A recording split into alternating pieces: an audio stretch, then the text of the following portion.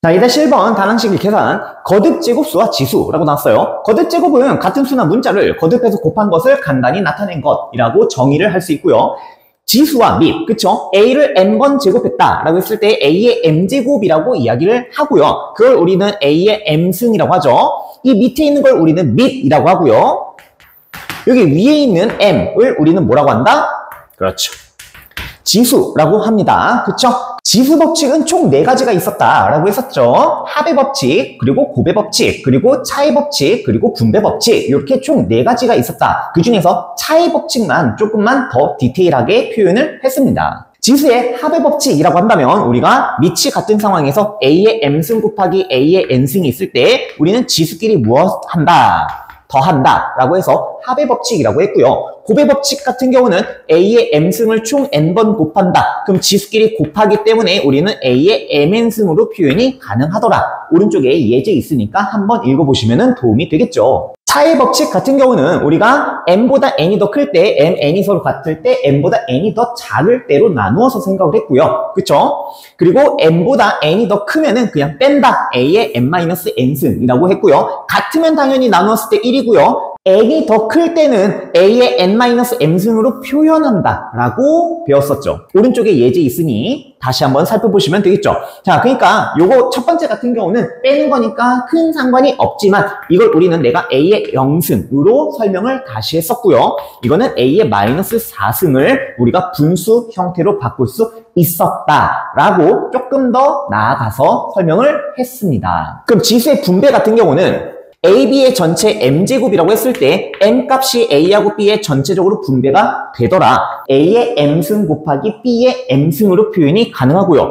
분수 형태로도 마찬가지입니다. B분의 A의 m승이 있어요. 그럼 이 m이 뿌려져가지고 B의 m승 분의 A의 m승 이런 식으로 분배가 가능하더라. 여러 가지 거듭 제곱의 계산이라고 해가지고 -1승을 예로 많이 들었는데, 자, -1의 m제곱이라고 했을 때 m값이 짝수이면은 우리가 짝수번 제곱한다라는 거겠죠? 예를 들어서 -1의 4승 막 이런 식으로, 그쵸? -1을 우리가 짝수번 곱하면은 +1이 된다라고 중학교 1학년 때 배웠거든. 맞아요? 그렇기 때문에 -1의 m제곱 같은 경우는 우리가 1이라고 표현 가능하다. 조건이 뭐였어? n이 짝수일 때. 그럼 m값이 홀수면은 당연히 -1이겠네요. 그쵸? m값이 홀수이면은 당연히 -1이 나온다. 그것을 여기다가 확장을 시켜서 생각을 해보면 우리가 a의 값이 양수라는 가정하에 m이 짝수이면은 당연히 플러스 값이 나오게 될 거고요. m이 짝수가 아닌 홀수라고 한다면 마이너스가 그대로 살아있겠죠. 예를 들어 보도록 하죠. 자, -2에 5제곱이 있었다라고 가정을 해볼게요. 그럼 이거는 -2를 5번 곱했기 때문에 마이너스는 그대로 살아있겠네요. -2의 5제곱 이런 식으로 표현이 가능하다는 거예요. 다른 예로 -3의 전체 제곱 이렇게 표현을 한다면 마이너스를 2번 곱한 거거든. 그래서 이거는 그냥 3의 제곱과 같아요 라고 대답을 해야 된다는 거야. 그럼 정말 중요한 거. 자, -2에 5제곱이 있었다고 해볼게요. 그럼 이거는 마이너스는 그대로 살아있을 돼. 2만 총 5번을 곱했다라는 거기 때문에 -2의 5제곱이라고 그냥 써도 괜찮습니다. 그런데 -3의 제곱 이러면은 이거는 플러스 값이 아니고요. 자, -3 곱하기 3이라는 뜻이에요. 그렇기 때문에 우리는 -3의 제곱으로 표현을 하고요. 결과값으로 그냥 -9 이런 식으로 써야 된다는 겁니다. 즉 마이너스를 괄호 안에 포함을 했을 때와 포함하지 않았을 때 요거를 비교할 수 있어야 되는 가장 실수를 많이 하는 연산에 속한다라고 볼 수 있습니다. 제발 요거 실수하지 않기를 바랍니다. 자, 그 밑에 그냥 쭉 읽어볼게요. 지수의 합이라고 했는데 이게 LMN, 그러니까 꼭 2개가 아니더라도 이렇게 3개의 곱이 있으면은 지수끼리 그냥 더해준다 라고 보시면 되고요. 당연히 3개를 나누더라도 그냥 지수끼리 빼주면 된다 라고 이해하시면 됩니다. 곱과 분배 또한 마찬가지겠죠? 그죠? 곱했을 때 당연히 3번 그냥 곱하면 됩니다. 그리고 분배 역시 3번 분배하면 됩니다. 이거는 기본적인 개념을 정확하게 알고 있다면 그렇게 크게 문제되진 않을 것 같아요.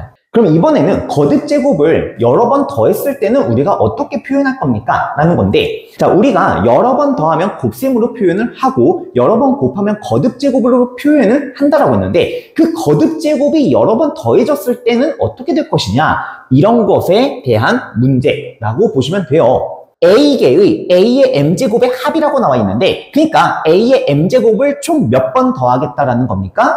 A번 더하겠다라는 겁니다. A개의 A M제곱의 합이라고 했으니까 A의 M제곱을 A번 더하겠다, 뭐 이런 뜻이겠네요. 그러면 당연히 A의 M제곱을 A번 더했으니까 이 둘을 곱하겠죠. 그러면 지수법칙이 성립하기 때문에 1승, A의 1승이라고 했죠. 1은 우리가 생략한다라고 했기 때문에 1승과 A의 M승을 곱하는 거예요. 그래서 우리는 A의 M 플러스 1승, 지수끼리 더하면 A의 M 플러스 1승으로 표현이 가능하다. 밑에 예제 보시면 2의 9승 더하기 2의 9승 더하기 2의 9승, 2의 9승을 총 몇 번 더했냐면 3번 더했죠. 그래서 3 곱하기 9의 제곱.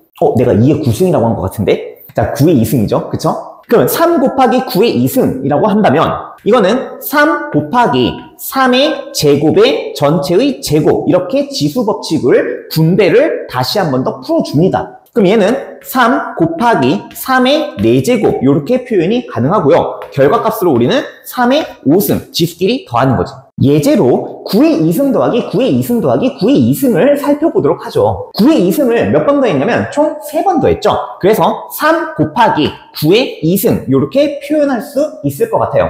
그 9라는 거를 우리가 소인수 분해를 통해서 3의 제곱이라고 표현할 수 있으면 참 좋겠네. 그럼 3의 제곱의 제곱이죠. 3 곱하기 3의 제곱의 제곱. 3 곱하기 3의 몇 제곱이 나오냐면 3의 4제곱이 나와요. 지수의 분배죠.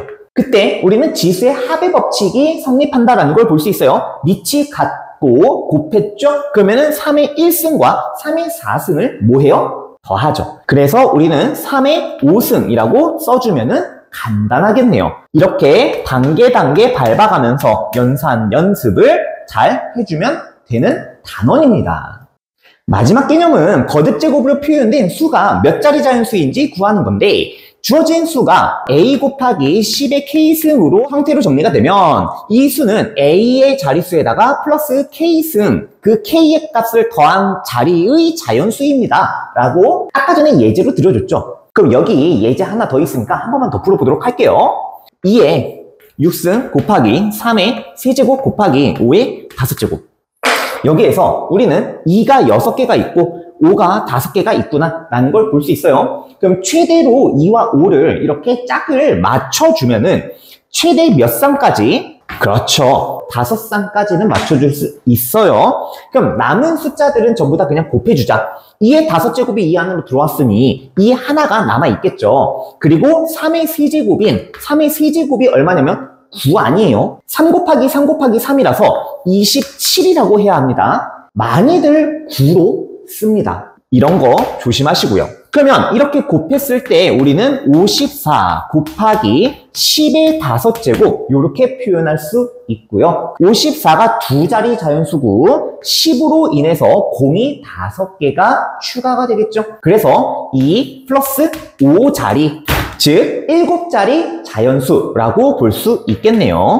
7자리 자연수라고 볼 수 있습니다. 자, 이렇게 책을 통해서 다시 한번 정리를 해봤을 때 분명히 느낌이 있었을 거예요. 무엇을 느꼈냐?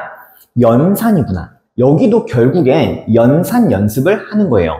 이것들이 바탕이 되어서 뒤쪽에 있는 어려운 문제들을 풀게 될 겁니다. 뒤쪽에 있는 어려운 문제들이란 식을 세우는데 어려움이 있을 거예요. 그치만 그 식을 세우고 나서 문제를 풀어나가는데 이러한 단순한 연산들이 적용이 된다는 거예요. 그러니까 여기는 우리가 유치원으로 따지면 더하기, 빼기, 곱하기, 나누기, 사칙 연산이라고 하죠. 그쵸?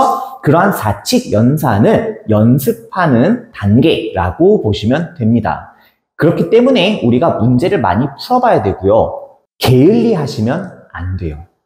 이게 가장 중요하겠죠? 자, 이제 예제 문제들을 통해서 조금 더 적용해 보도록 할게요.